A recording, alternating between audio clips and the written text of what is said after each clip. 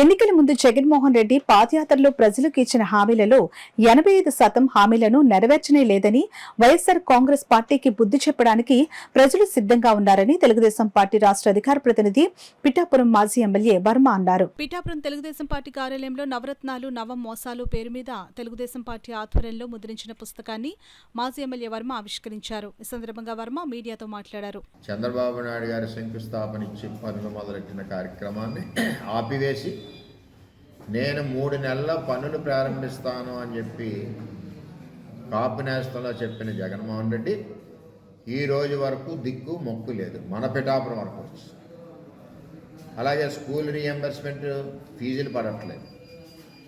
ఒక చోట బటన్ నొప్పితే ఇంకో చోట పట్టలేదు.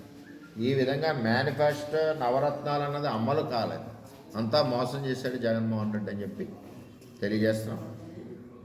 అదేవిధంగా పంచాయతీలను మోసం చేశారు. నిధులు దోచుకుని పంచాయతీలో కనీసం శానిటేషన్ చేయడానికి డబ్బులు లేకుండా కూడా పంచాయతీని నిర్వీర్యం చేసి వాలంటరీ వ్యవస్థతో మరి పంచాయతీ సర్పంచ్లు ప్రజలు ఎన్నుకున్న ప్రజాప్రతినిధులను పక్క పెట్టారు.